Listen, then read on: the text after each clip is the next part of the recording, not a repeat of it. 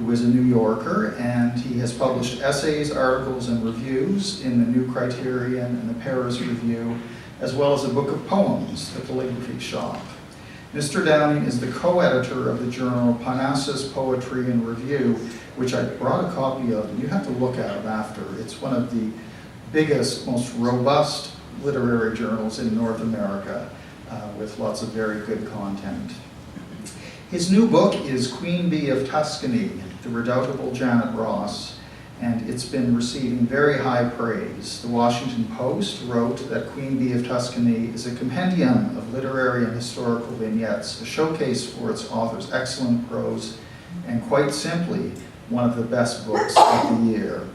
We do have copies of the book for sale, and our friends outside from the corner bookstore will be happy to sell you a copy, and I'm sure Mr. Downing will be willing to sign for you after the event. So please welcome Ben Downing.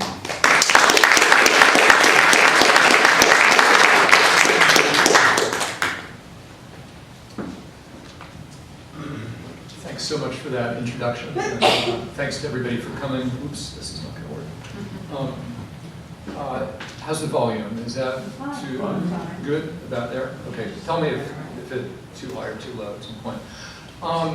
I'm actually going to read from something I prepared tonight. I know that lacks something in spontaneity, but you wouldn't want me to try to do it off the cuff. There's really an awful lot that I want to try to squeeze into a short time, and I would just get lost if I tried to wing it. So, I'm sorry. Yes. Just a trifle louder. A little bit louder. Is that better? Good. Yeah. Okay. So anyway, I am going to read for the remainder of this time. So let me jump in.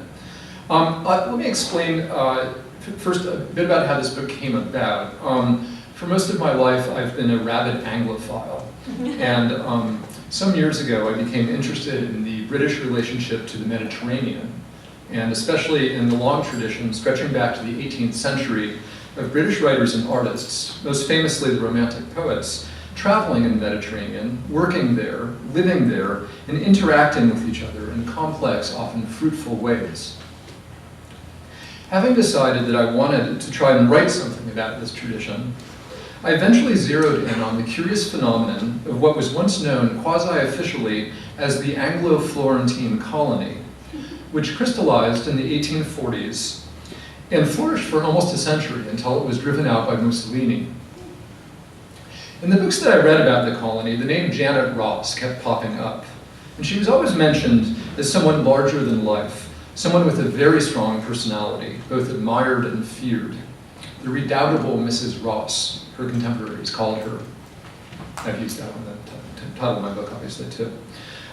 She also seemed to have had a paradoxical relationship with the rest of the colony, holding herself aloof from it while simultaneously exerting a fascination, almost a dominion, over it. When I discovered that her very substantial papers are at the British Institute of Florence, I decided to take a shot at a biography. As I started my research, I became ever more impressed by the richness of her life from cradle to grave, but also by her ancestors and descendants, who were clearly a very interesting bunch in their own right. So the book became, in part, a portrait of the family, especially its matrilineal side, which displays a striking continuity. Finally, it became a study of the ways in which later generations of the family extended the intimate relationship to Tuscany that Janet had established. But enough preliminaries, let me jump in. While this talk is going to be more or less a digest of the book, I'm going to concentrate on the Italian part of it. And so what I'm going to do is give you a quick glimpse of Janet's ancestors and her early life, and then slow down once I get her to Florence. So let's begin with her maternal grandparents, John and Sarah Austin, who in 1819 married and moved to London, so that John, who seemed destined for a brilliant career in jurisprudence, could be near his hero, Jeremy Bentham. Living next door to Bentham and his chief protege, James Mill, not to mention Mill's wildly precocious son, John Stuart, the Austins became part of what amounted to a utilitarian commune. They also began hosting a salon, attended by, among others, the poet Samuel Rogers, the wisecracking cleric Sidney Smith, and the future historian Thomas Babington Macaulay. As Janet puts it in her memoirs, their house became a resort of the most remarkable and cultivated people of that time. Established in the heart of intellectual London, the Austens seemed to be thriving. Yet John, depressive by nature, was turning out to be incapable of holding down a job or writing more than dribs and drabs of prose. Facing up to his inadequacy, Sarah became, as she phrased it, the man of business in our firm. Having a gift for languages, she began to earn a living as a translator from French and German. Nevertheless, by the late 1830s, the Austens could no longer afford London.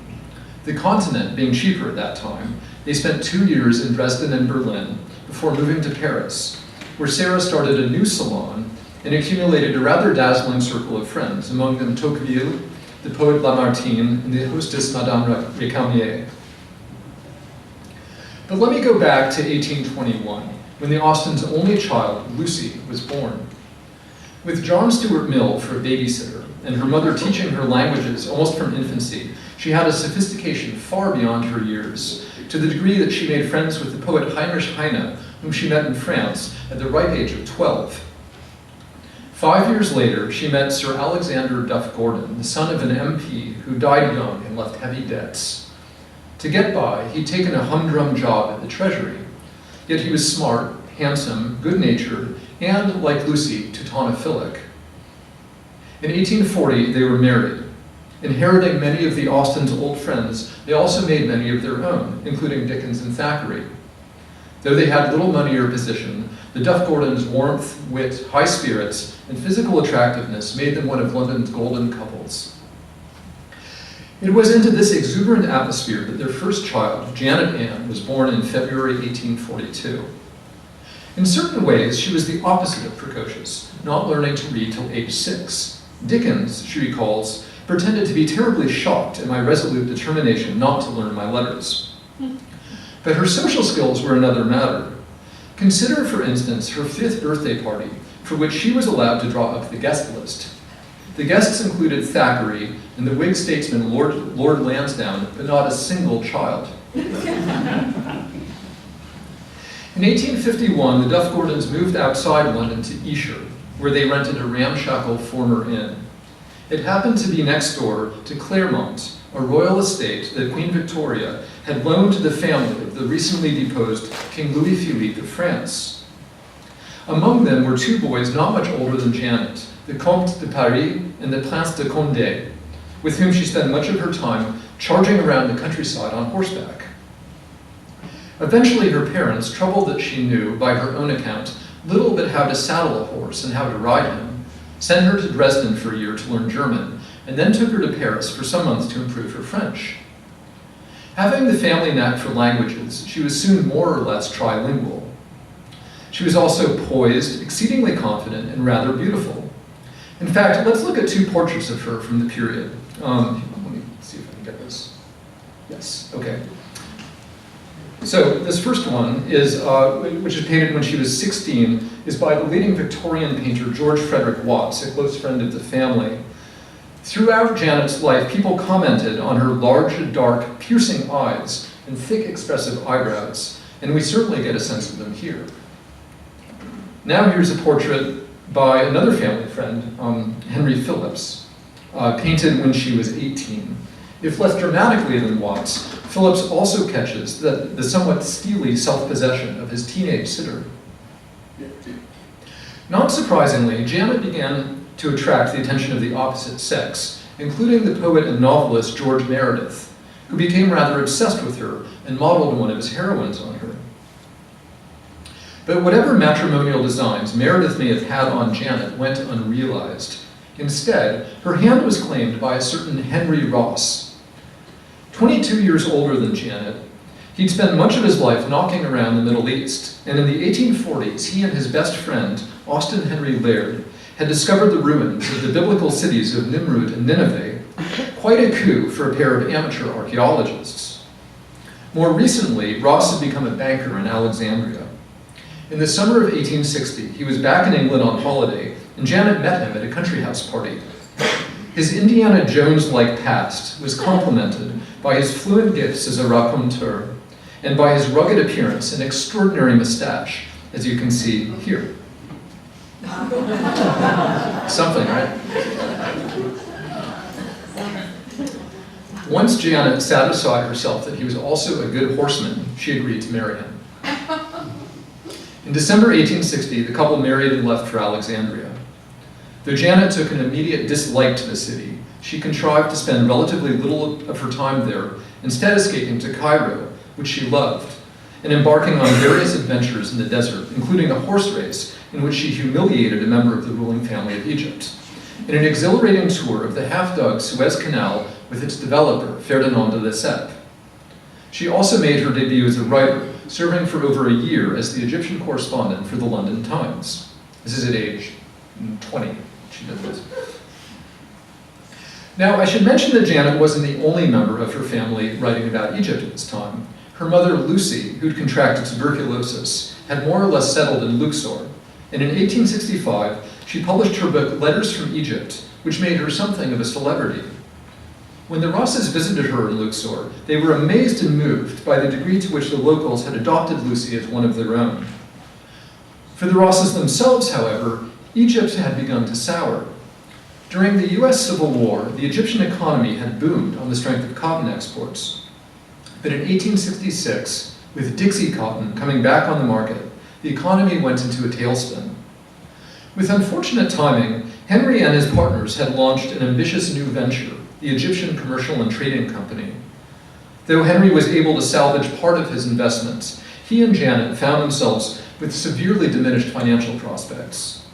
Since they couldn't afford the sort of English country house life they'd hoped for, they began to consider alternatives, and their gaze soon fell on Florence.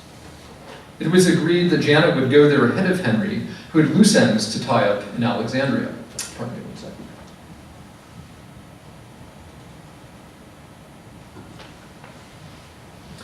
Now let me step back for a moment to comment on the family connection to Italy. In truth, there wasn't one to speak of. None of Janet's immediate family had ever set foot in Italy, their interest being centered on Germany and France. As for Janet, she too had never been to Italy until 1866, when she was invited by Henry's old friend Laird to go to Venice for the triumphal entry of King Victor Emmanuel. This was during the final phase of the Risorgimento, which saw Venice taken away from the Austrians. It was a stirring experience and no doubt helped incline Janet toward Italy. But why Florence specifically? One attraction was the presence of her cousin, Sir Henry Elliot, who happened to be the British ambassador to Italy, Florence having been the capital at this time. But the strongest draw was the city's cheapness, particularly with regard to real estate. Even if they didn't like it, the Rosses wouldn't go broke there. I know this seems remarkable now when Florence cost an arm and a leg, but it was probably the best bargain in Europe at that time. At any rate, Janet arrived in Florence in May 1867. Now, when I reached this point in my book, I put the Rosses aside for about 40 pages to consider the development of the Anglo-Florentine colony up to 1867. For lack of time, I can't really go into the subject here, but let me say a few words about it, since I'd like to give you some sense of the tradition that the Rosses were about to join. Through much of the 18th century, Florence had a sizable British community. It was largely rich and aristocratic, a pleasure-loving smart set. In 1799, what remained of this bunch was chased out by Napoleon, but by the mid-1820s, a more various crowd had replaced it, including the hot-tempered poet Walter Savage Landor, and Seymour Kirkup, a charmingly eccentric painter, antiquarian, and occultist. Then, in the mid-1840s, the British presence in Florence, merging with the smaller but robust American one, solidified into what people began to refer to as a colony. Besides Robert and Elizabeth Barrett Browning and their celebrated Cocker Spaniel Flush, its members included Fanny and Thomas Adolphus Trollope, the mother and elder brother of Anthony Trollope, and several then famous sculptors, such as Hiram Powers. Nor was it exclusively artsy. For example, Mary Somerville, one of the leading scientists of her time, was also on the scene. Some of you may be familiar with Somerville College, Oxford, which is named after her. What made Florence attractive to so many? Again, it was staggeringly cheap, not to mention beautiful and stuffed with great art. It was relatively clean, safe, and healthy, and its government was, especially compared to the repressive powers of southern Italy, the Papal States, and the Kingdom of the Two Sicilies, remarkably liberal and benevolent. In the words of the Irish novelist Charles Weaver, it was a government so mild as to be no government at all. Furthermore, Florence catered to those who craved the comforts of home. The Via Tornabuoni, a street in the center of town, was full of shops selling British food, clothes, pharmaceuticals, even umbrellas. There were several Anglican churches, and parents could send their sons to Dr. Brumback's Academy for the Sons of Gentlemen. The Grand Café Doni was always packed with English speakers, and one could read the latest periodicals at the Gabinetto Viesseux, a well-stocked library. By the mid-1860s, many of the leading colonists had either moved away or died, but others remained, and they were joined by a fresh wave of expats, Janet and Henry Ross among them. The Rosses' first few years in Florence were anxious and unsettled, and they were often out of town for long stretches. The year that marks their real commitment to the place is 1871, when Rome became the new capital of Italy. They had recently become friends with a middle-aged bachelor Marchese named Lotharingo della Stufa. Lotto, as he was known, was a chamberlain in the household of Victor Emmanuel, and when the king moved to Rome, he was obliged to follow. This pained him, for he was much attached to his estate, Castagnolo, located 7 miles to the southwest of Florence in Lastra a Signa. He planned to return whenever possible, but he wanted someone to look after the place when he was away. So he made the Rosses a proposal. They could have an entire wing of the house to themselves in exchange for keeping an eye on the place. Since they'd been wanting to get out of the city anyway, they jumped on the offer, and they wound up staying at Castagnolo for 17 years.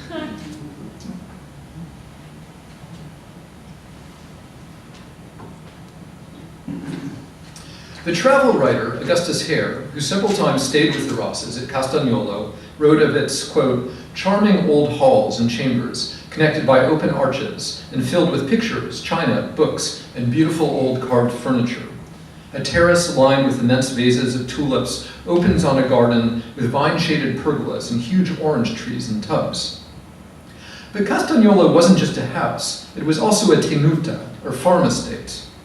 Like nearly all such estates in Tuscany, it was run on a sharecropping system known as mezzadria, the basic principle being that the harvests were evenly split between the padrone and the contadini, or peasants, who farmed his land. Unlike some padroni, Lotto was a man of almost Tolstoyan benevolence, with a deep concern for the well-being of his tenants and a keen interest in the art of farming. It was therefore a mark of his confidence in Janet that he let her fill his shoes as a sort of deputized padrona. Though she had no experience with agriculture, she proved to be a natural, and also to have a knack for leadership. Castagnolo's tenants must initially have found it both freakish and galling to find themselves being bossed around not just by a foreigner, but by a woman, but they soon accepted Janet's rule, and even came to like and trust her. One reason she was so good at disarming suspicious peasants is that she knew their music. Being fascinated with Tuscan folk songs, in particular with those known as stornelli, she learned a large repertoire of them, and she liked nothing better than to walk across the fields while strumming her guitar and belting out traditional ballads with Castagnolo's sharecroppers. Augustus Hare remarked that her stornelli were rendered with all the verve which a contadina herself could give them. It is no wonder the Italians adore her. She also routinely sang stornelli with the 3 Orsi brothers who lived at a nearby villa. The youngest of them, Carlo, who was just starting out as a painter, became one of her closest friends. Later, he would illustrate several of her books, but first she posed for him, resulting in 2 arresting portraits. This one, which I used on the cover of my book, well, that's about it. I used it on the cover of my book. It's actually a drawing, which was colorized. And then there was this one, which is quite a different matter. Janet's depicted as a sort of a bookworm odalisque. I don't know if you can make out. She has a little tiny volume that she's reading there. Somewhat provocatively, she hung this picture above her bed.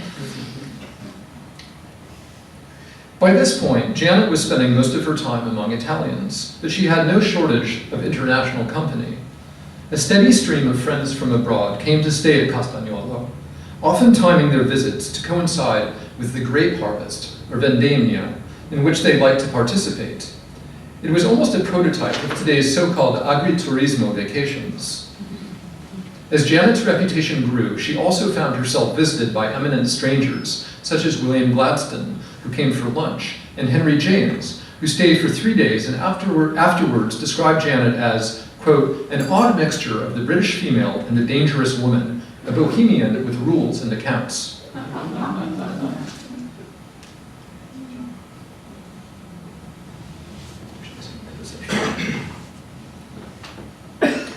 As for her fellow Anglo-Florentines, Janet was friends with many of them, but kept her distance from the social scene at large, disliking its enclave mentality. Nevertheless, she was a staple subject of colonial gossip, especially beginning in 1878, when she found herself caught up in a teapot tempest of unusual violence. With her beauty, haughtiness, and preference for male company, Janet had, over the years, rubbed plenty of women the wrong way. But in the late 1870s, she made a bona fide enemy in the form of the popular novelist known as Ouida, who'd recently moved to Florence.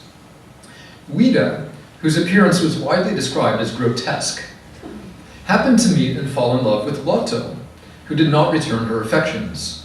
Somehow, she convinced herself that Lotto had spurned her only because he was under the Svengali-like control of Janet, who kept him as an erotic plaything and who was now using him as a cat's paw to torment herself, Ouida.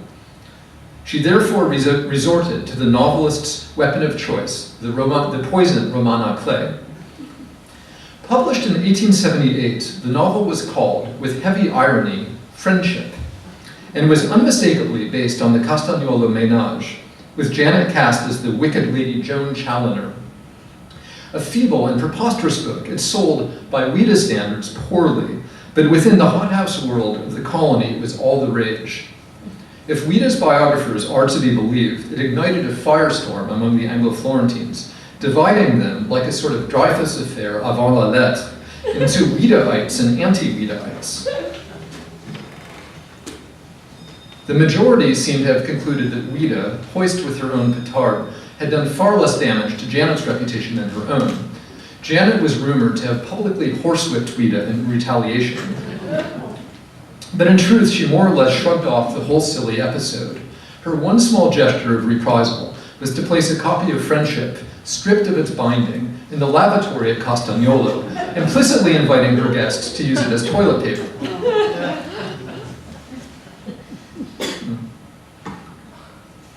By the time of the Ouida affair, Janet herself had begun to write again.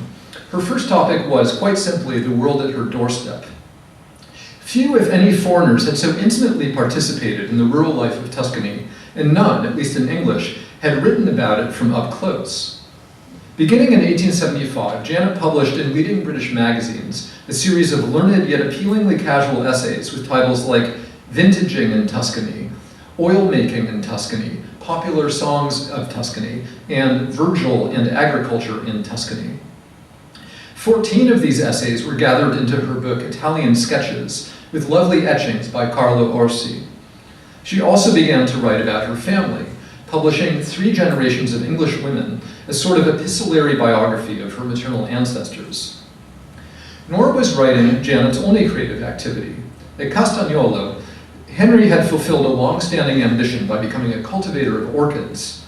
To help him catalog his large collection, she began painting it. Despite her lack of training, she was good enough at this painstakingly detailed work that Kew Gardens, outside London, eventually acquired about 750 of her orchid watercolors. In short, Castagnuolo brought Janet to fruition as a dynamic, multifaceted woman with unusual sorts of knowledge at her fingertips and a wealth of practical experience under her belt. But this chapter of her life was about to close, for in 1888, Lotto fell mortally ill. Knowing that his heirs wouldn't let them remain at Castagnuolo, the Rosses began a long search for a home of their own. Eventually, they settled on a place near Settignano, about 2 miles to the northeast of Florence. Poggio Gherardo, it was called. Though properly a castellated villa, the Rosses and their friends like to think of it as a castle. With its merlons, towers, and hilltop position, it does have a castle-like quality, as you can see in this 18th century fresco detail, which I've actually used on the back of my book. There it was perched up there. So. Shortly after settling into Poggio, as I'll henceforth call it, the Rosses discovered that it had a rather romantic history, having often been put forward as the model for one of the houses where Boccaccio has his plague-fleeing characters hole up in the Decameron. But Poggio wasn't just a castle, it was, like Castagnolo, a mezzadria estate, with about 60 acres of land divided into 3 poderi, or farms. Unfortunately, it was in far worse shape than Castagnolo, its previous owners having let it run to seed. Everything from the castle to the tenants' cottages to the land itself was badly in need of renovation. Still on a tight budget, the Rosses dispensed with contractors and oversaw the job themselves. With room to spare, they converted a wing of the castle into lodgings for their hired workers. And within a year, Poggio was not only salvaged, but made vibrant and inviting. On its terrace, which afforded wonderful views of Florence, the Rosses replanted the pergola with grapevines and stocked the fountain with a beautiful breed of chiffon-tailed Burmese goldfish. They established a rabbit pen and a poultry yard, stocking the latter with chickens, ducks, and resplendent golden and silver pheasants. Glass houses were built for Henry's orchids, and new trees, flowers, and shrubs were planted in great profusion. Let's look at a few pictures of Poggio from back then. Here's one of the castle as seen from just outside. And here, unfortunately it's not the best picture, but I hope you can make it out, is one of its more unusual features, the so-called poodle room. That's the poodle, if you can make him out. This poodle was, this heraldic portrait, you might say, of this poodle was of a dog named Pippo, an 18th century pet cherished by the Gherardi, the family that owned the castle for centuries. And finally, here's a picture of the kitchen, which is big enough to make pretty much any of us New Yorkers green with envy, as you'll see. Yes, right. Turning her attention to the farms, Janet took them very firmly in hand. While carefully respecting the conventions of mezzadria, she was determined to introduce certain agricultural innovations, and these alarmed her sharecroppers, who, like nearly all Tuscan peasants, were highly conservative. She forced them to plant a new Australian strain of wheat and insisted that they prune their grapes differently and harvest them later. These and other changes at first met with resistance, but the contadini came around once they saw that their yields actually improve. In a letter, Janet boasted that, quote, "the peasants have now a great respect for the padrona's agricultural knowledge." Over time, most of them came to feel great affection and gratitude toward her, for she treated them with a kindness and solicitude that they wouldn't have found at most Tuscan-run estates, even bringing in her own personal physician to treat them when they were ill. Here, by the way, is a picture of a few of them shown hauling grapes during the vendemmia, the grape harvest.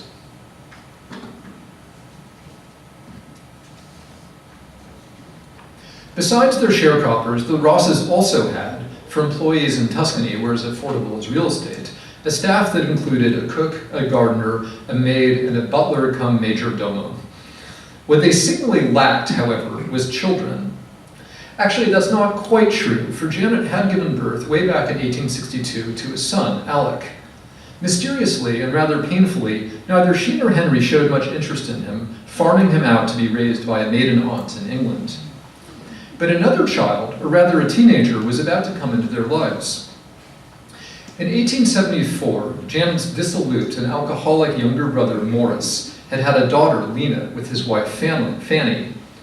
About 12 years later, Morris ran off with another woman, and Fanny, too distraught to care for Lena, put her in a convent school. Some 3 years after that, Fanny was diagnosed with terminal cancer.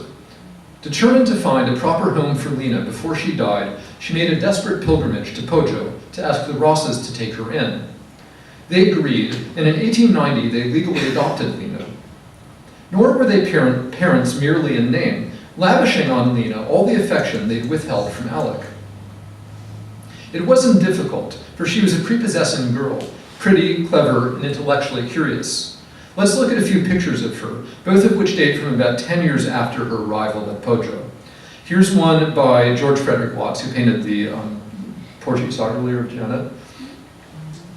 And here's a photo of Lena with the Rosses and an unidentified terrier of some sort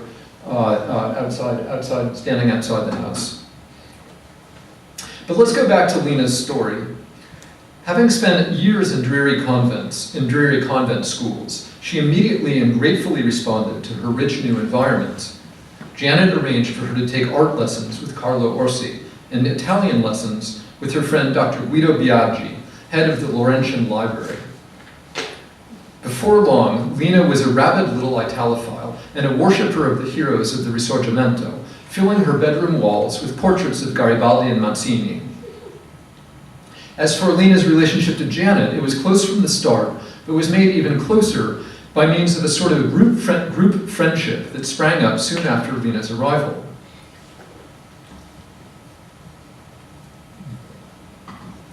Back in 1882, Janet had become friends with John Addington Symonds, who's probably familiar to you for his learned books on Italy and much else. He'd stayed with Janet at least once at Castagnolo, but at Poggio he became a regular visitor, in part because he was doing research in Florence for a biography of Michelangelo.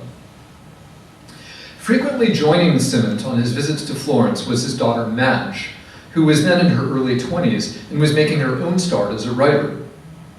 Janet immediately took to Madge, and John to Lena, and above all, Madge and Lena to each other.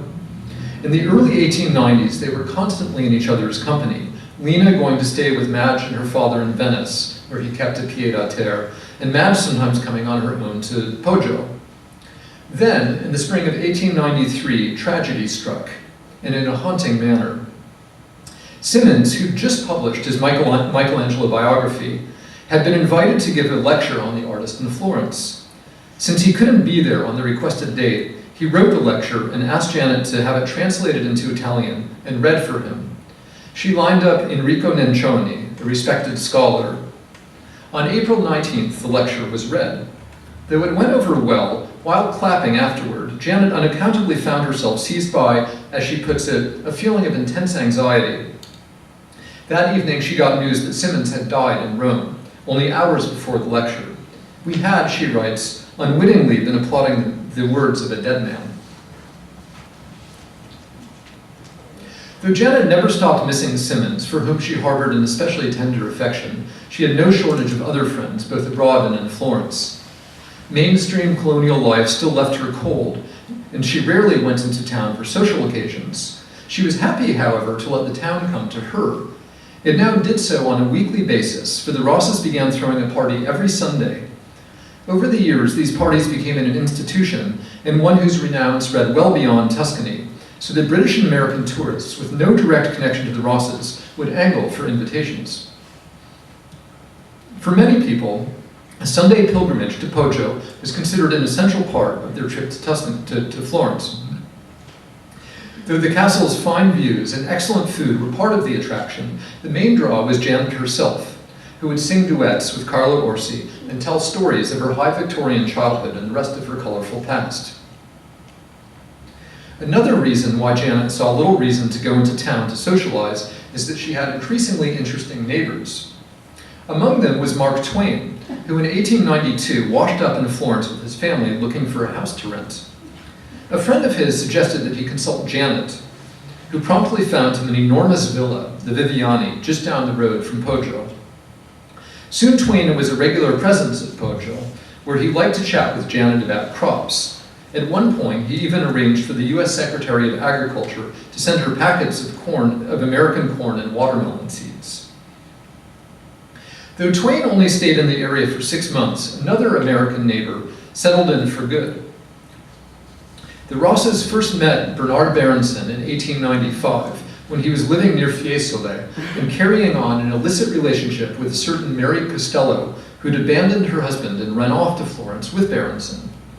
Soon the Rosses, along with Lena, were firm friends with both of them. Let me read, as an illustration of this new friendship, part of Mary's diary entry for her 35th birthday in February 1899. We ended up at Poggio, with Lena making a fiery procession through the olives. Then we went in and had dinner, and I found a great bunch of orchids on my plate, and my health was drunk in champagne.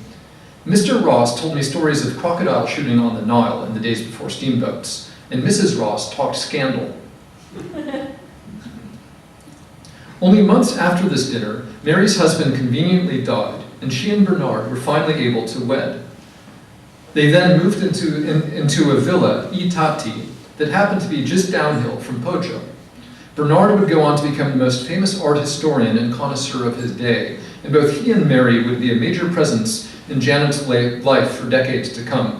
Let me just say parenthetically, by the way, that there's a new biography of Berenson coming out next month. It looks really promising. Rachel Cohen, so fascinating man. Haven't read it yet, but it looks really good.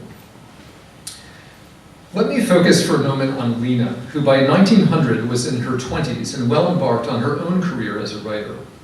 She and Madge Simmons had co-written, at the urging of the publisher J.M. Dent, a book called The Story of Perugia, and Lena alone had gone on to write, also for Dent, The Story of Assisi.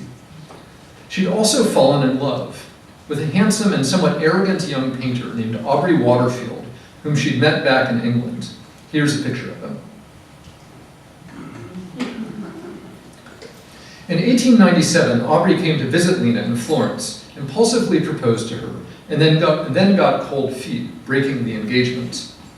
3 years later, he proposed anew, and this time the engagement held.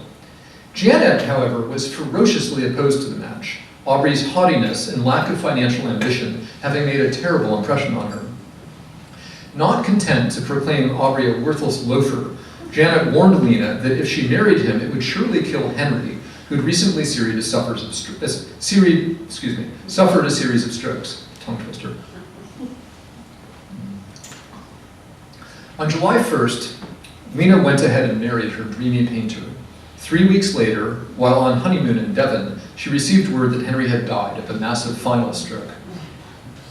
Even though her marriage obviously hadn't caused it, Lena was guilt-stricken, and Janet beyond furious. When, a few months later, a misunderstanding led Janet to think that Lena was contesting Henry's will, a deep freeze settled on their relationship, and they barely saw each other for years to come. Back at Poggio, Janet, by now almost 60, was shattered by Henry's death. But eventually she picked herself up, and her quarter-century of widowhood saw a revival of her multifarious energies. She oversaw Poggio as painstakingly as ever, and even began turning out a new product, a vermouth made according to a secret Medicean recipe that, she claimed, a descendant of the family had given her. The vermouth was sold at stores all over Florence. She also began writing again. Let me take a moment to review her literary career, since it hasn't been mentioned in a while. Though nearly all of Janet's Italian writings are about Tuscany, there's one interesting exception. Back in the 1880s, she'd become friends with Sir James Lacaita, a naturalized Briton who owned a beautiful estate in his native Puglia. Janet often went to stay there. And she became so fascinated by Puglia that she decided to write a book about it, namely Land of Manfred, which ambitiously combines contemporary travelogue with disquisitions on the medieval Hohenstaufen dynasty in southern Italy. Next, she wrote a memoir of her youth, Early Days Recalled, followed by a book on Florentine villas, and then a book called Leaves from Your Tuscan Kitchen, or How to Cook Vegetables. It's a great subtitle, right? Somewhat ironically, this last book has proven to be her most successful, going through many editions. There's actually a copy over there. The irony is that she whipped it off in no time at all, and was utterly incapable of making any of its recipes, which were instead prepared by her chef. I know nothing about cookery, she once admitted, never having even boiled an egg in my life. For several years after Henry's death, Janet had written nothing, but now she went back to work with a vengeance, writing 2 books commissioned by J.M. Dent, Florentine Palace and the Story of Pisa. In 1910, she published a book of her own conception, Lives of the Early Medici, as told in their correspondence, which skillfully strings together letters from several generations of the Medici, all of them translated by Janet and linked by learned commentary. Coming from the pen of a 68-year-old autodidact, it's a very impressive volume. Finally, in 1812, came the fourth generation, which subsumes her earlier autobiography and brings it up to date. Though rather slapdash, it too is remarkable in its way, since it unfolds her life in its full color and dynamism.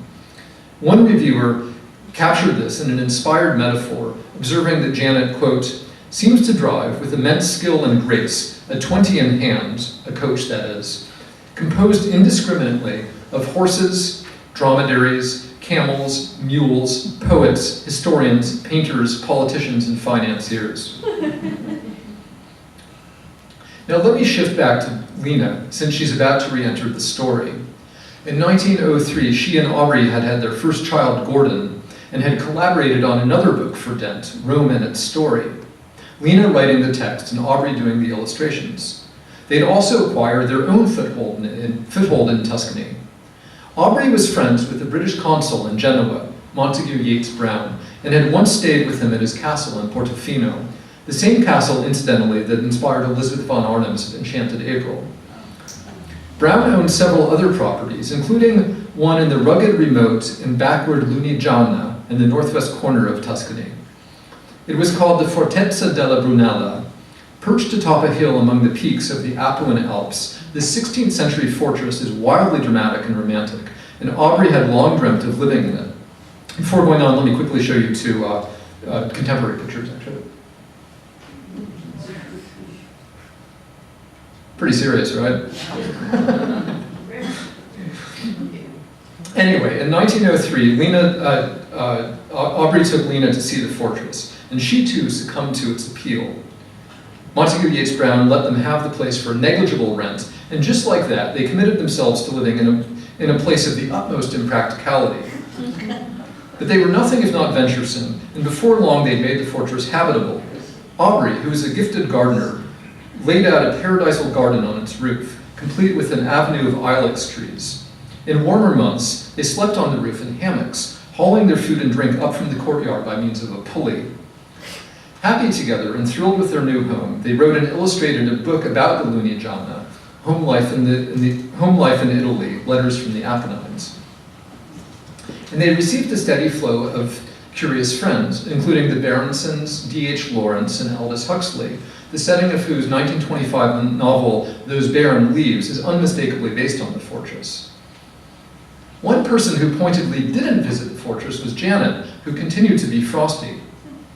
In 1912, however, she abruptly softened toward Lena, and when World War I broke out, she invited her to come stay at Poggio with her two young children, John and Corinthia, known as Quinta.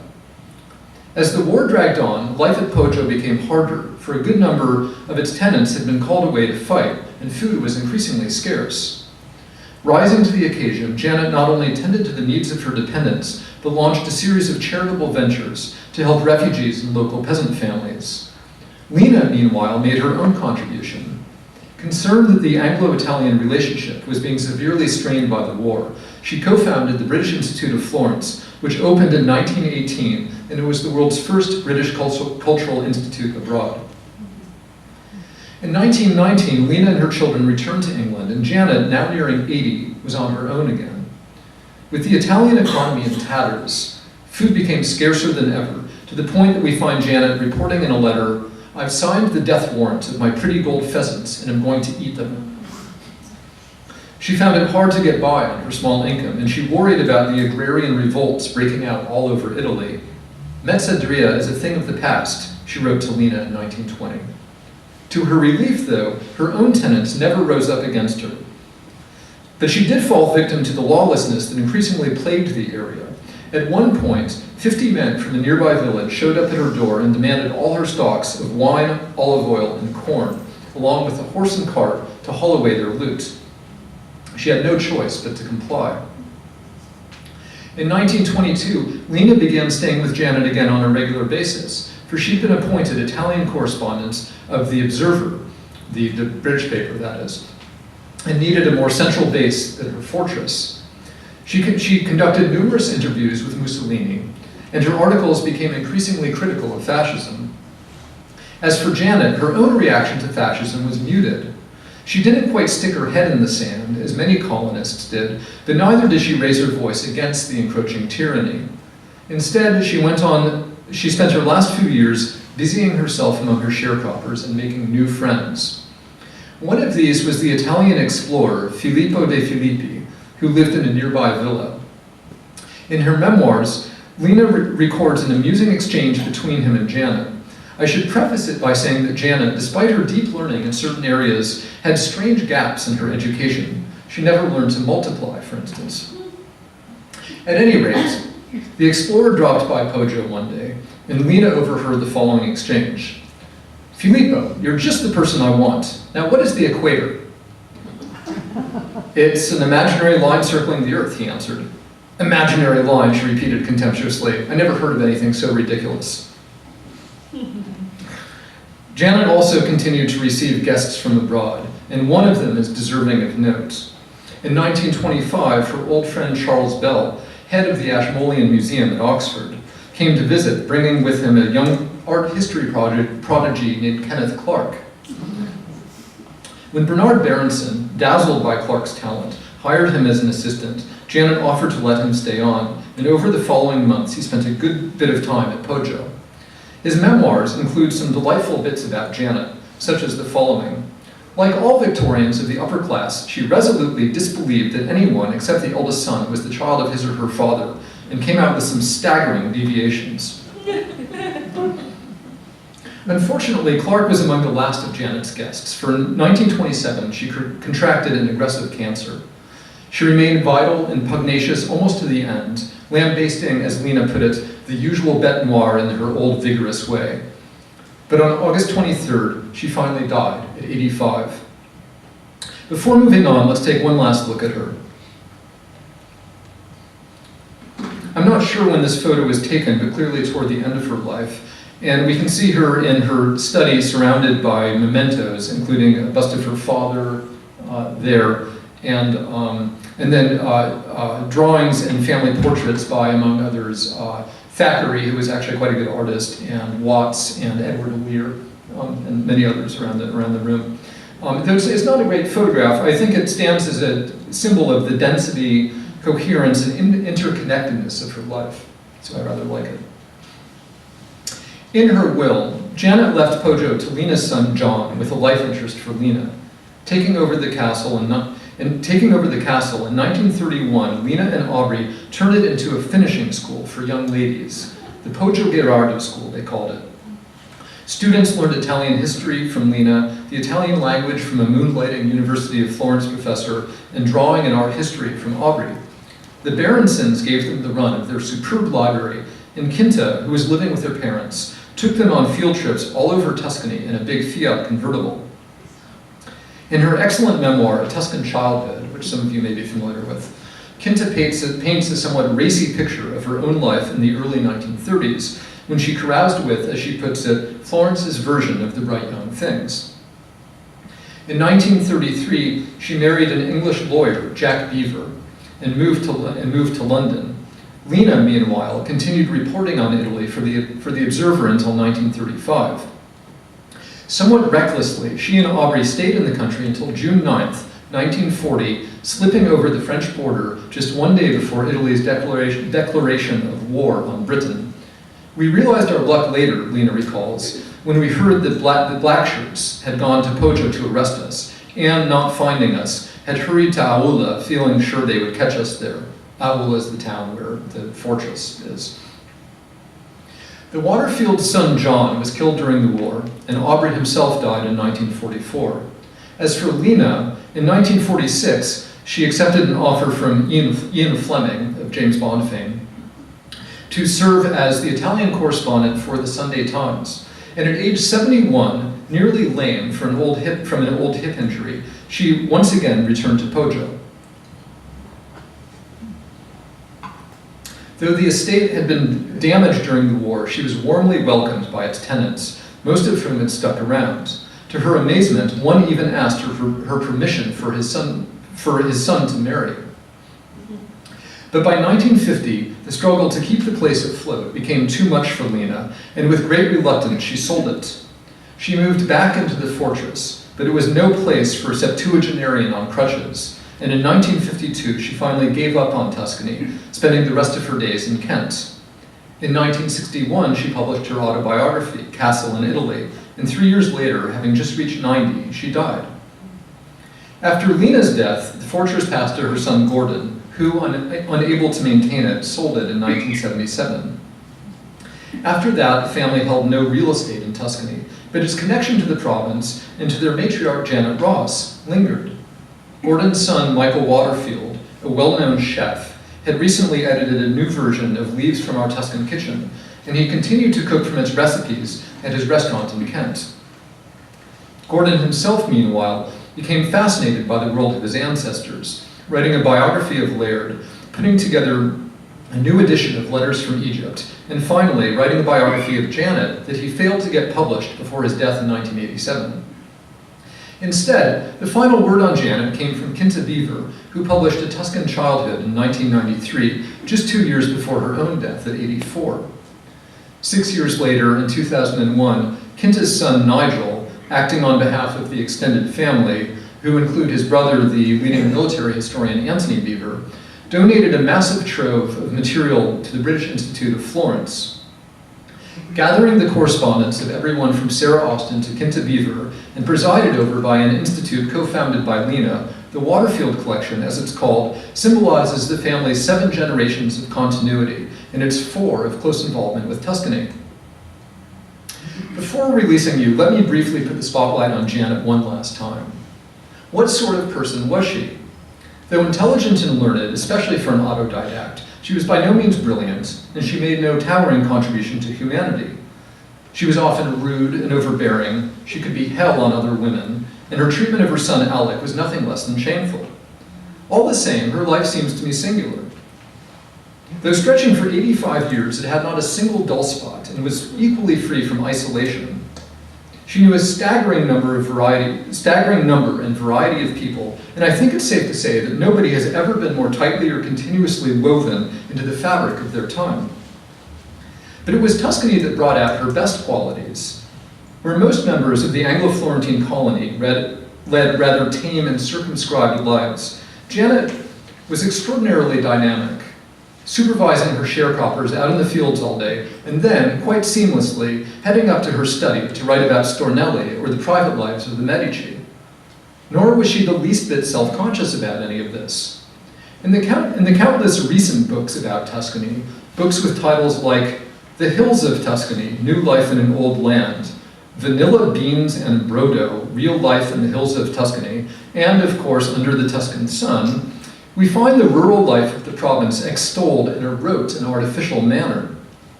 By contrast, Janet's affinity was unforced and matter-of-fact. With a lack of snobbery that was remarkable at the time, she tended to regard Tuscany's peasants more highly than its ruling class, though she was equally comfortable at either end of the social spectrum. In fact, people often remarked that she almost seemed to be a peasant herself.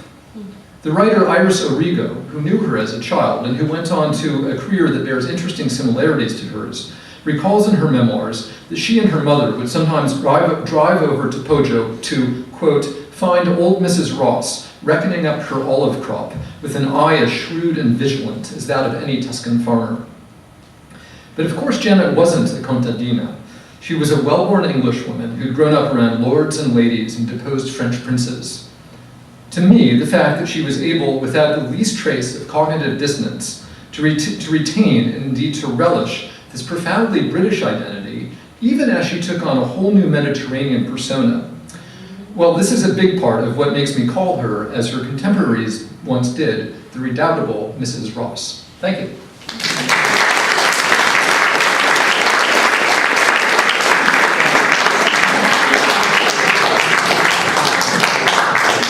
Happy to take questions. Yes? Where in Kent did Nina settle? Wow. I think I knew, but I've forgotten. Near the coast somewhere, but yeah, sorry. his son never connected, never tried to?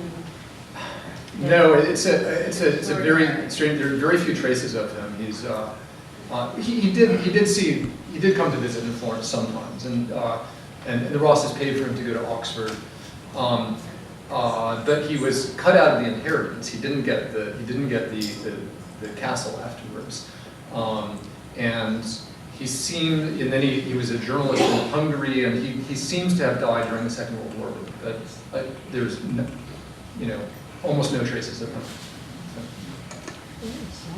Yes, it is.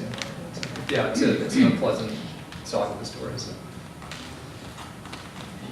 Other people in Florence in the 1890s, Henry James or Edith Wharton, did they have contact with her? Well, Henry James did. He stayed with her for 3 days out in Castagnolo. I think that's the only time they were together. Edith Wharton, I don't think so. Yeah. I wanted Edith Wharton to have met her very much, but and she was very good friends with Mark Berenson. I couldn't find any trace of it, and I had it happen. I can't imagine the meeting would have gone that well, because Edith Wharton herself was, of course, a very tough lady. I think it would have been a clash of wills, but too bad. Anybody else? Yes. I think I've come across her in gardening books. I think that she's justly celebrated, and I've seen the picture of the contadina pushing the cart before in Katie Campbell's recent book. Yes, that's a good book, Paradise of Exiles. Yeah.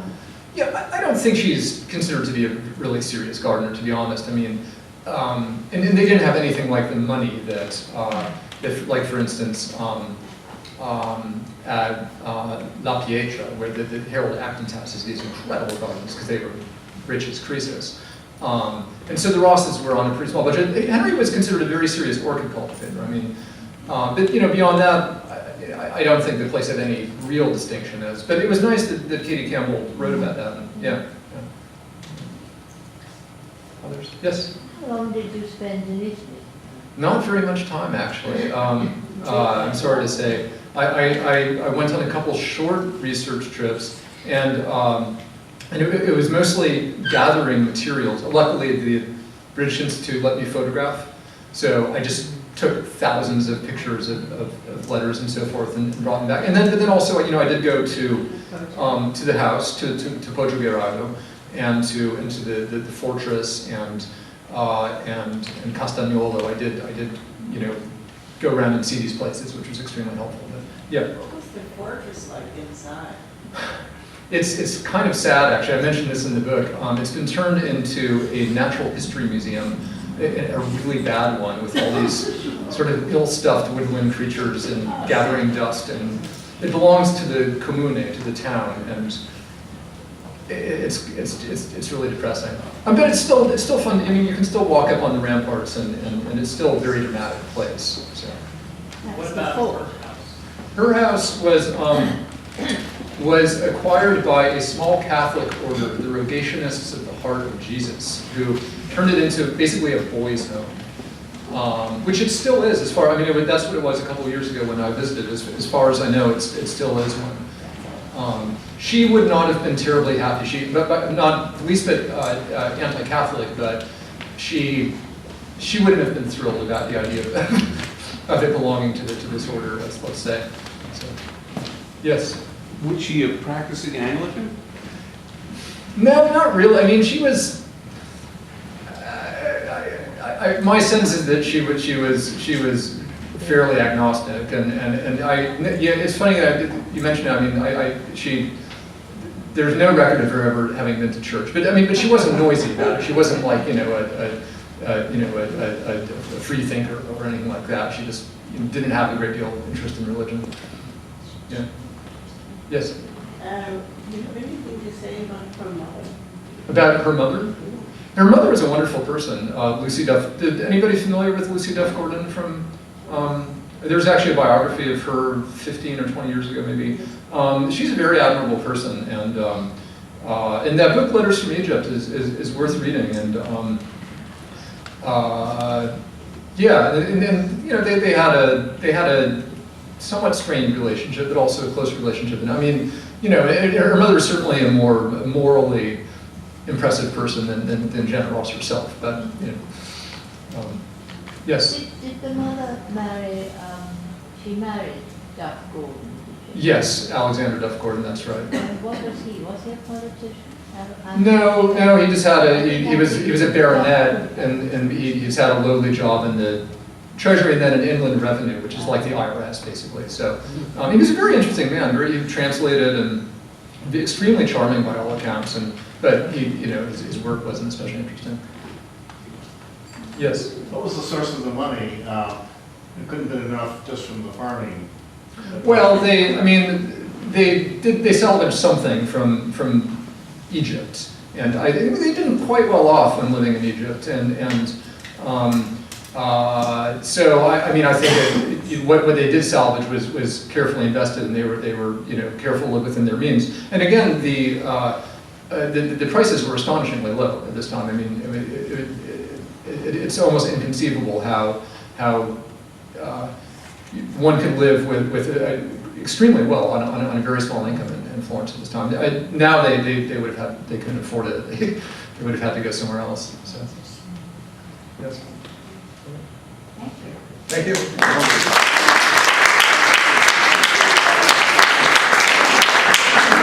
thank you all for coming, and just to remind you, copies of books are for sale outside, and Mr. Downing will be here at the front. And also, feel free to come and have a look at the books that we brought up from the collection by Janet Ross. Thanks for coming.